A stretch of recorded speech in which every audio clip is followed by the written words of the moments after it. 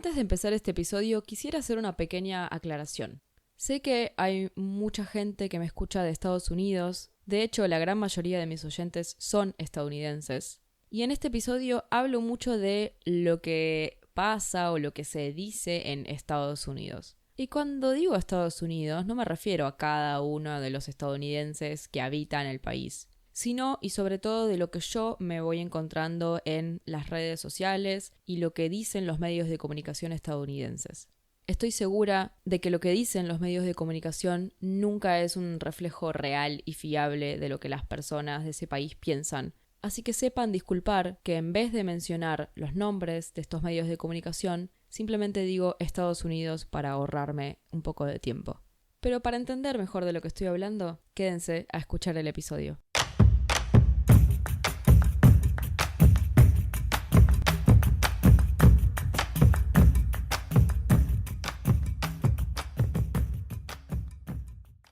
Muy buenas a todos y a todas, ¿cómo están? Mi nombre es Luna y les doy la bienvenida a Español desde el Sur.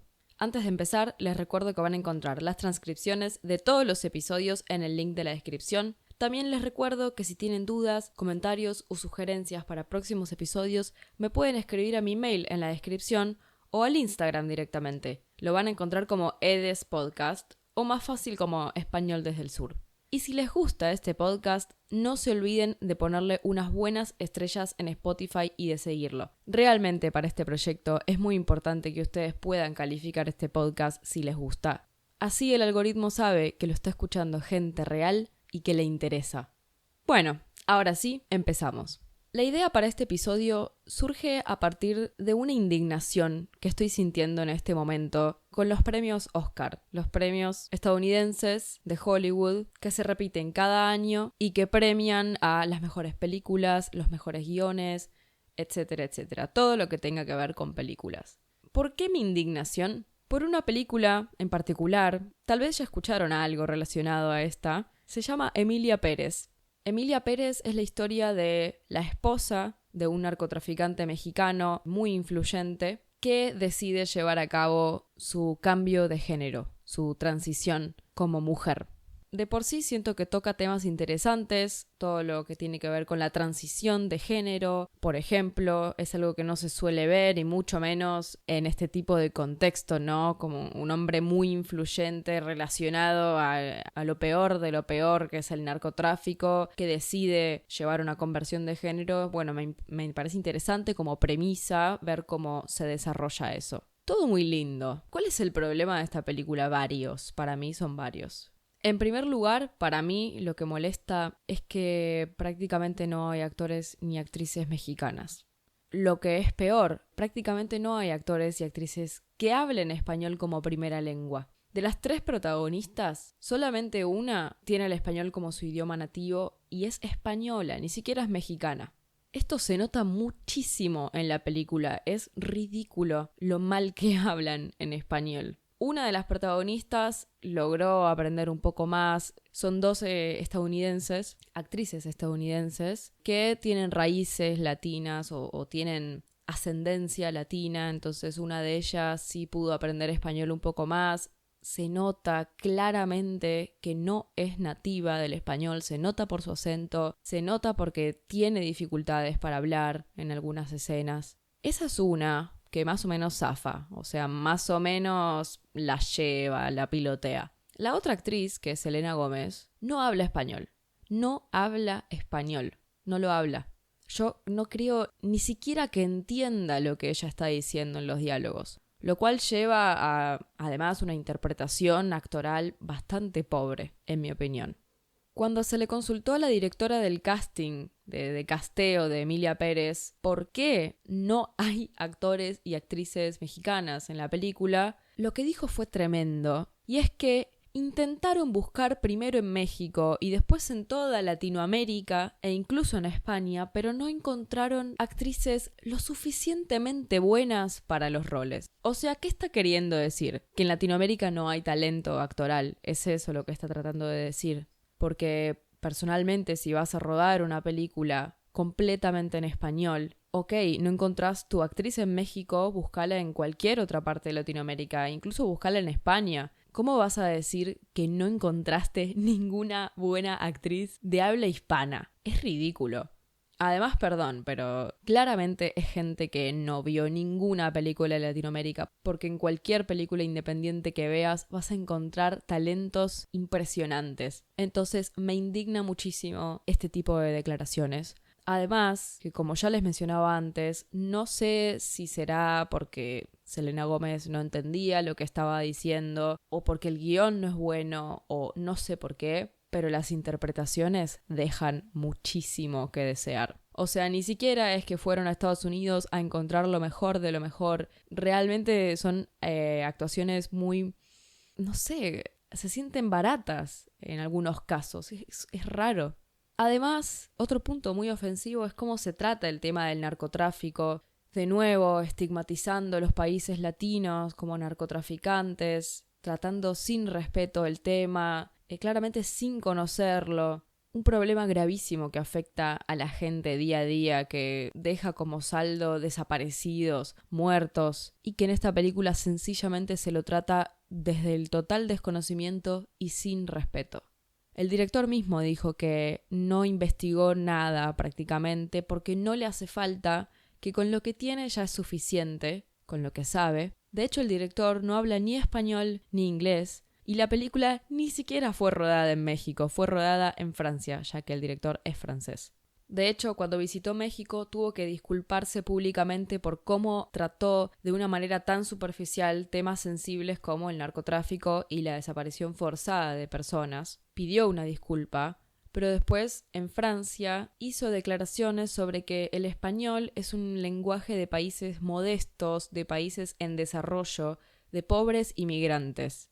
Bueno, cada cosa que voy buscando de esta película se pone peor y peor. ¿Y qué es lo más loco para mí? O bueno, tampoco me parece demasiado loco. Que Emilia Pérez, esta película, logró un récord de la película extranjera más nominada de la historia de los Oscars.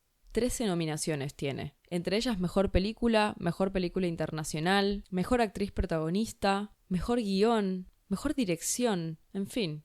Y con todo esto que les cuento estarán pensando, ok, entonces la película tuvo repercusiones terribles entre la gente, ok, la academia va a hacer la vista gorda y no va a decir nada al respecto, pero entre la gente tuvo que haber tenido una muy mala repercusión, ¿no? Bueno, depende entre quién.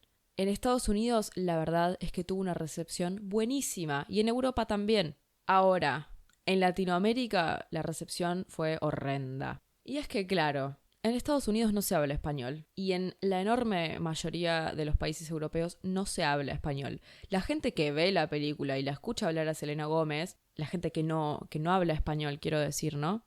No entiende que es un español completamente roto, que es un español que no se entiende, de verdad. Yo lo he escuchado varias veces, los diálogos de la película, y me cuesta entenderlo, siento que está hablando otro idioma. Pero para alguien que no habla español, esto no es un problema, porque como no entendés lo que está diciendo, te parece que lo está diciendo bien. Esta película para mí nos está tomando el pelo a todos los y las latinoamericanas. Y ok, tiene problemas con el guión, tiene problemas con la dirección, claramente, pero yo creo que gran parte de los problemas se solucionaba buscando un reparto verdaderamente mexicano, o al menos que hable español. Ni siquiera se trata de buscar víctimas reales y directas del narcotráfico, porque los actores y actrices tendrían que ser capaces de interpretar realidades que nunca vivieron. Ese es el trabajo de un actor y de una actriz. Pero no se puede disfrazar el hecho de que no hablas ese idioma. Y lo hace muy difícil de creer. No me parece que esto sea una crítica directa hacia las actrices. De hecho, Selena Gómez salió a pedir perdón, diciendo que hizo lo mejor que pudo con el tiempo que le habían dado y que le puso mucho corazón y trabajo a la película. Ok, yo no tengo ningún problema personal con Selena Gómez. De nuevo, creo que hubo un problema gigante en el casteo del reparto de la película, que si te contratan como actriz para un trabajo, probablemente lo vas a tomar, y ese no es el problema de la actriz, es el problema de quien la contrata. Esta película claramente tiene un público definido, que no es Latinoamérica, es Estados Unidos y Europa. Es países que no hablan español y países a los que no les interpela ni la cultura mexicana ni la latinoamericana en general. Y aunque es verdad que esta película no tuvo malas repercusiones en Estados Unidos en general. Sí hubo algo que los críticos estadounidenses y, por ejemplo, los fans de Selena Gómez se tomaron muy a pecho, y es el hecho de que Selena Gómez toda la vida se reivindicó como latina, como mexicana. Toda la vida fue famosa, además de por ser una cantante muy talentosa, por sus raíces mexicanas, por su familia mexicana. Y acá entramos en una discusión en la que tengo ganas de meterme y que de hecho es el tópico principal de este episodio, que es ¿qué es ser latino? ¿Qué es ser latina? Porque para muchas personas, y me incluyo, hablar el idioma no solo es importante, sino que es esencial de tu latinidad, el español o el portugués en el caso de Brasil. Hay últimamente, desde hace unos años, una oleada de actrices y cantantes, principalmente mujeres por alguna razón, que se reivindican como latinas, pero que nunca vivieron en un país latino, siempre vivieron en Estados Unidos y además son monolingües, solamente hablan inglés. Tal vez hablan unas palabras en español, pero ni de lejos hablan fluido. Un caso de estos es Jenna Ortega, una actriz que se hizo famosa por ser la protagonista en la serie Merlina, así se llama en español. Que personalmente, aunque no importa, me parece una actriz muy buena, además de que parece muy simpática por las entrevistas que da. Pero chicos, de verdad, no habla español. No habla español. No lo habla. Y sin embargo, ella se dice a sí misma boricua, o sea, de Puerto Rico, porque tiene familia puertorriqueña. Entonces ella también se siente puertorriqueña. Además de que tiene rasgos faciales bastante latinos. Latinos depende de dónde, ¿no? Lo que se entiende como rasgo latino en Estados Unidos. Si después vienen a la Argentina, se van a sorprender de lo diferentes que son los rasgos acá. Si van a Bolivia, se van a sorprender de los diferentes que son los rasgos en Bolivia, con respecto a México, con respecto a Centroamérica. Digo, Sudamérica, Centroamérica, Norteamérica, son todos lugares diferentes y por lo tanto tienen rasgos diferentes. Pero la mayor influencia en Estados Unidos latinoamericana viene de México y de países de Centroamérica. De hecho, algo muy curioso que pasa es, en el caso de la actriz Anya Taylor-Joy, que para quienes no la conocen, es una actriz muy famosa, es la que protagonizó Gambito de Dama, la miniserie sobre ajedrez. Anya Taylor-Joy es mitad argentina, tiene un padre argentino, vivió en Buenos Aires hasta los 6 años y habla español fluido. Está bien, la escuchás y cada tanto te das cuenta de que dice cosas un poco raras, pero porque toda su vida vivió afuera de la Argentina. Pero ella vuelve a la Argentina cada tanto, todo el tiempo reivindica su argentinidad y habla español. Lo habla fluido, las entrevistas las da completamente en español. Pero ¿qué pasa con Anya Taylor-Joy? Que mucha gente no la considera latina porque es blanca. Lo digo y me río porque, bueno, ahí se demuestra un poco la ignorancia que tienen algunas personas con respecto a los estereotipos de rasgos latinos, ¿no? Tanto es así que después de que la actriz haya ganado un premio, ya no me acuerdo cuál, en una revista muy famosa de Estados Unidos, les pareció buena idea escribir que la actriz Taylor-Joy es la primera mujer de color en ganar en esta categoría. Por favor, les pido que si no la conocen, busquen una imagen de Anya Taylor-Joy, porque es una de las personas más pálidas que van a ver en su vida. ¿Qué color tiene Anya Taylor-Joy? Es blanca, es totalmente blanca. Pero bueno, en Estados Unidos se maneja además otros términos de los colores, de las pieles. Entonces ser blanco significa ser o estadounidense o europeo, y ser de color significa ser de países subdesarrollados, por ejemplo Latinoamérica. Cuando para nosotros es mucho más simple. El color de tu piel es literalmente el color de tu piel. Sos blanco, o sos negro, o sos marrón. No hay mucha vuelta. No tiene nada que ver con tu origen, tu color de piel. Pero en Estados Unidos sí. Y Anya Taylor-Joy tuvo que salir a decir que ella no es una mujer de color, que es latina, pero que no es de color, es blanca. Y esto fue algo muy difícil de entender para la gente, y por eso hay muchas personas que no la consideran latina por su color de piel. Y hace unos días también vi una entrevista a otra actriz, de la cual ahora no recuerdo el nombre, que estuvo en la última película de los Juegos del Hambre como protagonista, Ella dice que tiene familia colombiana y que se considera latina y colombiana y que es suficientemente latina y que no necesita ni saber español, ni vivir en Colombia, ni comer la comida colombiana para ser colombiana. Y toda la gente que estaba alrededor prácticamente la estaba aplaudiendo. Porque está esta cuestión de que si vos le negás la latinidad a una persona, tal vez la estás oprimiendo o le estás negando su identidad. Y yo entiendo cuál es el mensaje detrás de esto, pero también tienen que entendernos ustedes a nosotros.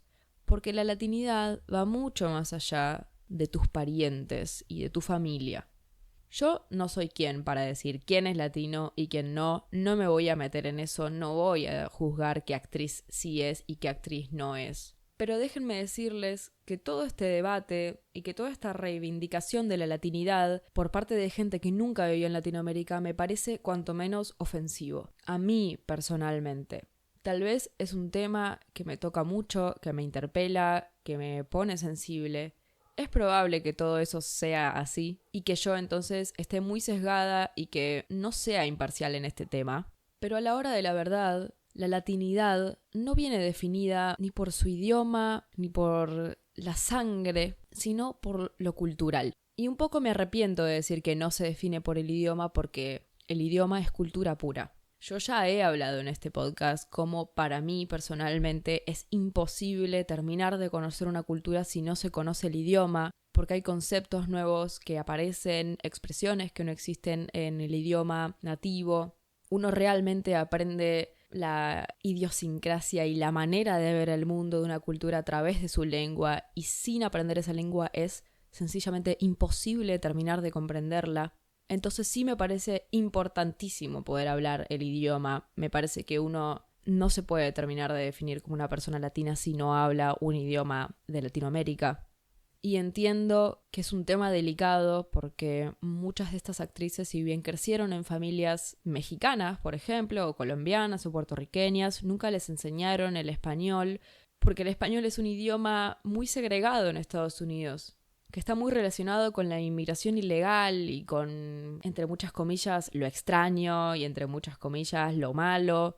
Entonces, a veces los padres y las madres tienen miedo de pasar ese idioma a sus hijos y a sus hijas por miedo que sufran bullying en la escuela, por miedo que sufran complejidades a la hora de buscar trabajo. Entiendo que no es culpa suya no hablar el idioma de forma nativa. Pero si vas a hacer de la latinidad parte de tu identidad, entonces tendrías que poder hacerte el tiempo para aprender un idioma, para aprender tu idioma. Me parece que no haberlo aprendido como idioma nativo, como primer idioma, no es excusa. Y ni siquiera siento que con el idioma alcance. Yo no sé si puedo decir que Anya Taylor-Joy es argentina y es latinoamericana. Si bien a los y las argentinas nos gusta creer que sí, que es argentina, porque así tenemos alguien muy famoso en Hollywood, yo no sé si realmente se la puede definir como latinoamericana. Está bien, vivió en la Argentina, pero vivió en la Argentina hasta los 6 años. Sí creo que el idioma y que vivir en un país latinoamericano es importante. Me parece que no se puede separar a la latinidad de la cultura, porque si no, ¿qué queda? Sangre, la sangre nada más. Entonces yo podría decir que soy española porque tengo un abuelo español, por ejemplo. De hecho, algo que sucede en la Argentina es que muchas personas tienen doble ciudadanía.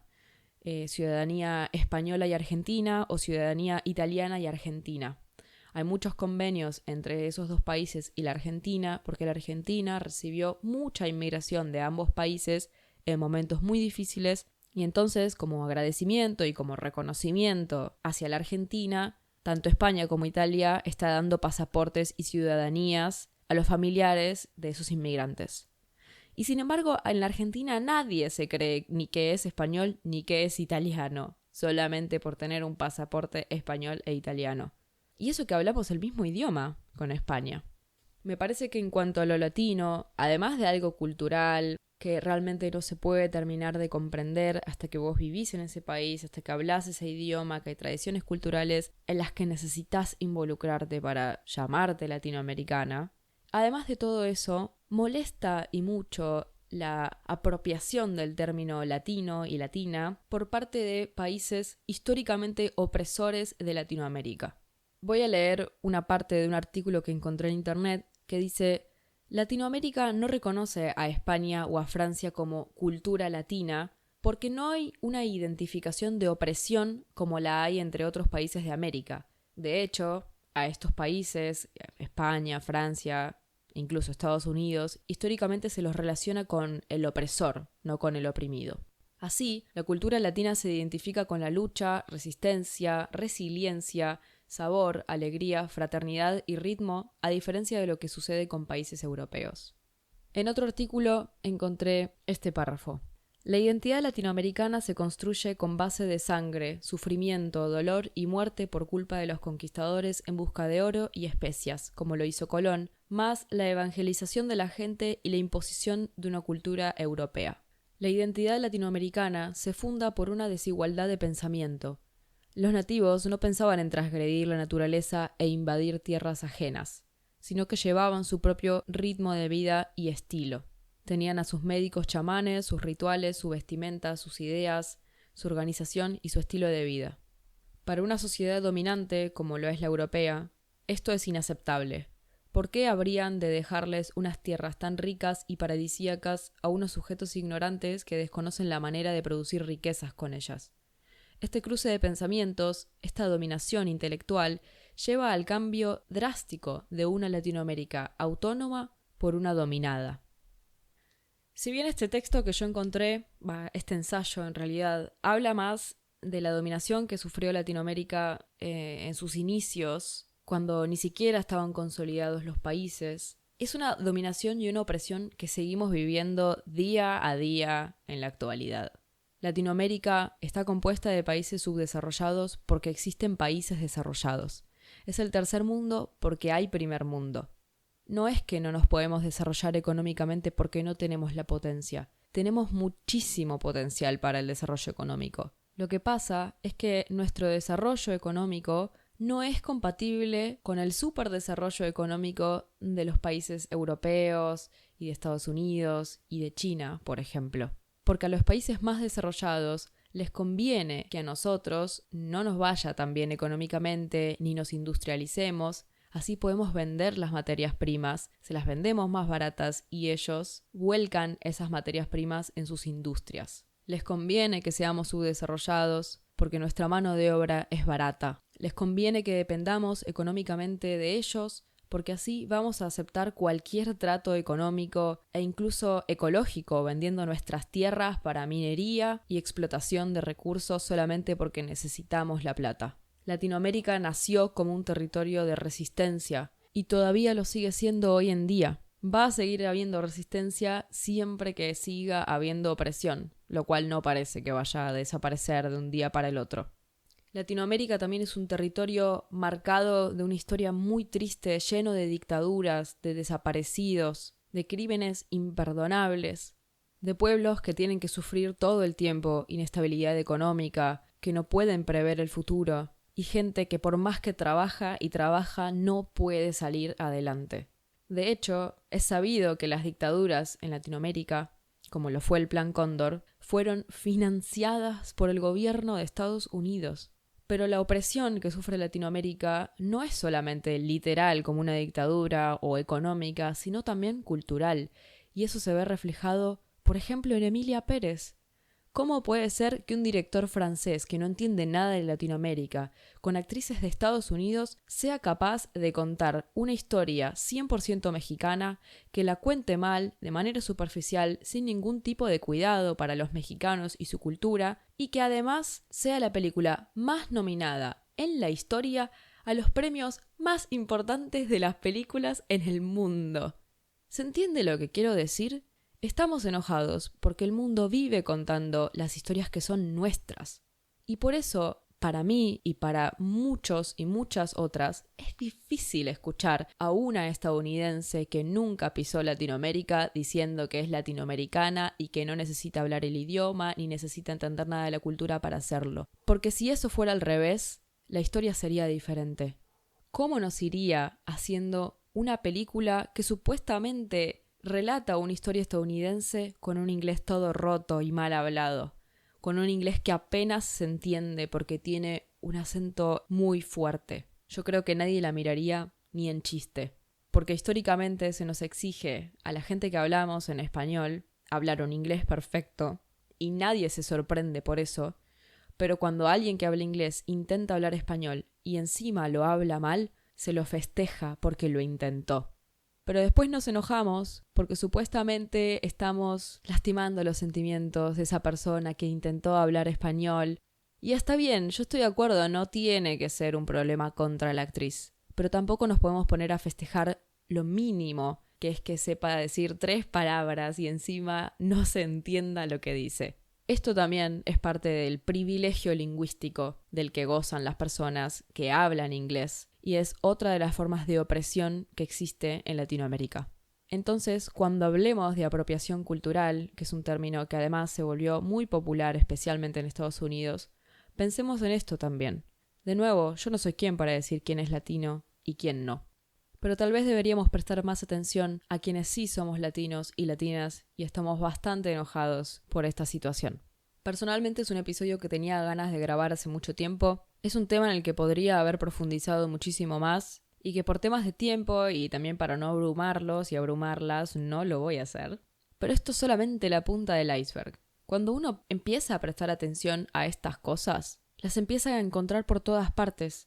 De repente te das cuenta cómo en todas las películas de Hollywood en las que supuestamente se visita un país latinoamericano, todo está mal con lo que se cuenta. Desde el famoso filtro naranja que se les pone a las películas cuando se visita México, implicando que México es completamente un desierto árido en el que no hay nada, lo cual es mentira, hasta películas en locaciones como Villa Gesell, que es parte de la costa argentina, salió con unas montañas patagónicas y un lago precioso que no existe, chicos, eso no es Villa Gesell. Es impresionante, pero la gente que se puso a hacer esa película ni siquiera buscó en Google Imágenes cómo es Villa Gesell. Y así con tantos otros lugares y tantos otros países, con nuestras tradiciones, nuestras danzas, nuestra música, nuestros festivales, todo se mezcla, nunca nada se retrata de manera apropiada, ni correcta, ni nadie se gasta en buscar los detalles de cómo funcionan, no sé, las fiestas de cumpleaños en nuestros países. Y por alguna razón igualmente usan locaciones latinoamericanas, porque, no sé, tal vez entienden que los y las latinas necesitan más representación en las películas, porque además son una gran parte del público que va a ver las películas en los cines en Estados Unidos. Pero si va a haber representación, entonces que sea representación real, que lo haga una latina que entiende lo que es vivir en Latinoamérica. Porque talento en Latinoamérica sobra. Podríamos repartir talento para el mundo entero. Solamente hay que ponerse a buscar un poquito y se encuentra. Y ahora sí, voy a ir cerrando este tema. Espero que les haya gustado, que les haya parecido interesante, que se lleven algo nuevo. Muchas gracias como siempre por haber llegado al final del episodio y les deseo que tengan un excelente fin de semana. Chau, chau.